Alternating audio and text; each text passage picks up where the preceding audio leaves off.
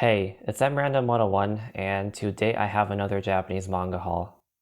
Happy Halloween, everyone! This time around, I have picked up Soul Eater, the complete series, and this is literally the perfect thing to show off on Halloween. And speaking of perfect, this is the manga just in the perfect edition format, also known as the Kanzenban format. On this cover, we have Soul Eater, and over here we have Manga. These two are just one of the most iconic duos I can think of in just manga in general, and especially in just shonen manga. Alright, that was Black Star. This is Tsubaki. Here we have just the iconic Death the Kid. We have Liz and Patty.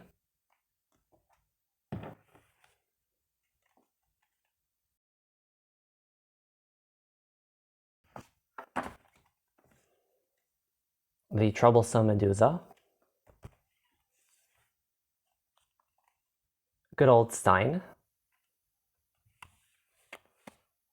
We have Maka's dad, also known as Death Scythe. It was getting a little bit crowded, so I had to rearrange some things. Here's volume 11 with Sid. Volume 12 with the playful Blair. Volume 13. Volume 14.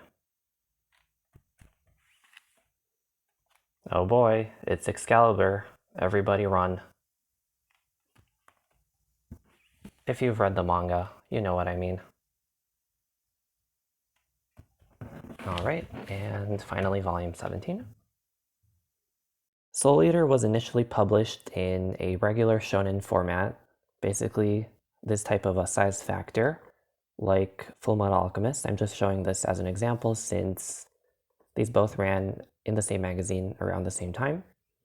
And as you can see, this is much bigger since it's published in an A5 format. And it's definitely nice to have this in the larger size factor since you can enjoy the beautiful artwork more easily, I guess. This does come with a plastic slipcover, and this is kind of like how it wraps around design-wise.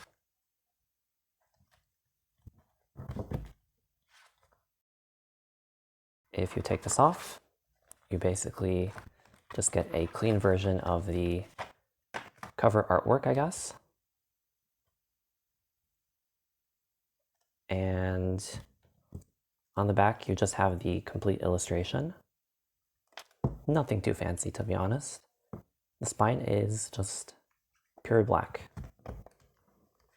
If you open up the volumes, you also get the illustration again with the just name of the series, and this is published with a really nice paper quality. The perfect editions are super nice in general, and they have a lot of cool details. My favorite detail probably has to be just how the original volume covers are also included as color pages. This is such a nice touch.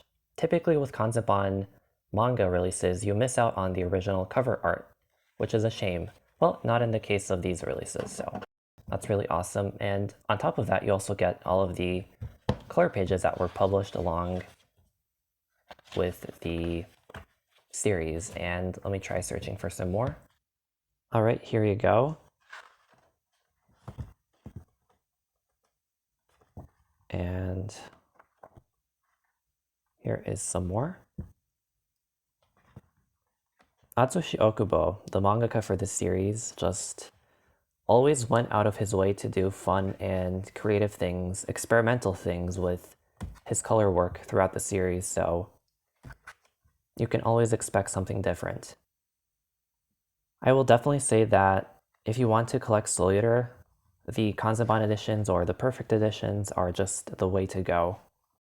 Alright, I kind of forgot to show this earlier. Under the slipcover, you just have this plain black and white design. Nothing too fancy. And I guess I should flip through some of the artwork as well, so you can get a basic idea. I will say, Atsushi Okubo has just one of my favorite art styles of all time. I really just appreciate how whimsical and playful his illustrations are in general. His action scenes and just the way he does the paneling and composes everything is just pure genius. He is one of the best mangaka out there when it comes to just making action shonen manga, and I really genuinely love all of his works. Soul Eater overall is one of my all-time favorite manga. It's definitely in my top 5, and I love how this manga just fully embraces this kind of Halloween aesthetic. It's like everything that I could ever want in a manga and even more. The mangaka really delivers in so many ways. This manga was published for about 10 years, so as time kind of passes by, the mangaka's style just gets better and better, and I will show off some of the artwork from one of the later volumes as well, so you can kind of like see a before and after. All right.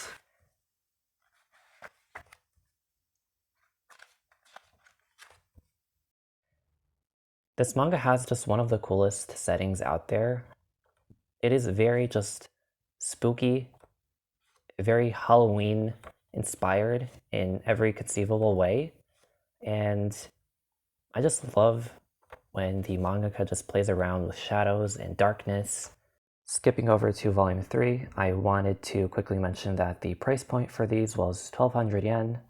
I would say that's pretty decent, considering that the quality for these is just quite nice overall, and you just get all of the color pages, you get this nice glossy paper finish,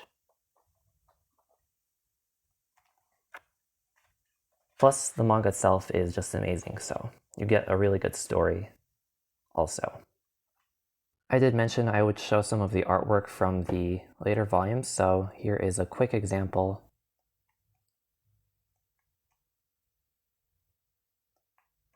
Just look at that. Things get very just whimsical and crazy occasionally, and trippy, weird, really dark stuff can happen.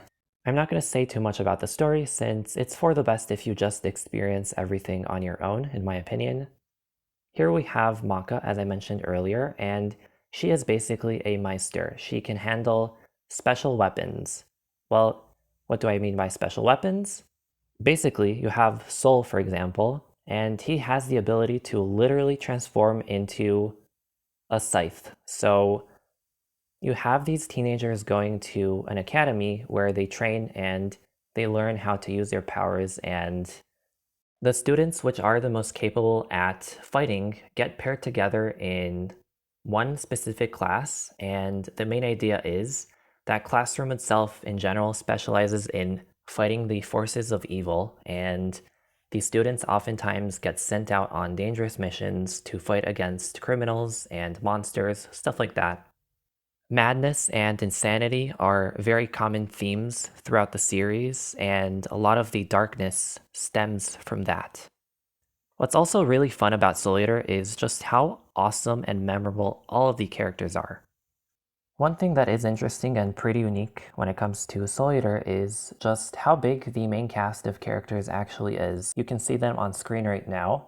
The story of Soul Eater tends to jump around a lot, and with that, typically you have different main characters that get featured in like different formations, and that really leads to a lot of freshness. What's really great is how even the side characters, the villains, the other important characters, they all stand out so much and they're very fun in general. They really just bring the manga to life in such a beautiful way. This is a manga that really just resonated with me in every possible way. It just appeals so much to my general tastes and sensibilities, and I just love all of the creativity that is packed within these 17 volumes or the 25 volumes of the regular run. I can't get enough of just the amazing, gorgeous art style with its unique charms. I love the character designs, I love the characters themselves. The fight scenes and the action just never disappoint. Everything is just so well put together and choreographed. This manga is a masterpiece to me. I will forever cherish it, and I definitely want to thank Atsushi Okubo for just making such a special series. Thanks for watching the video, and bye.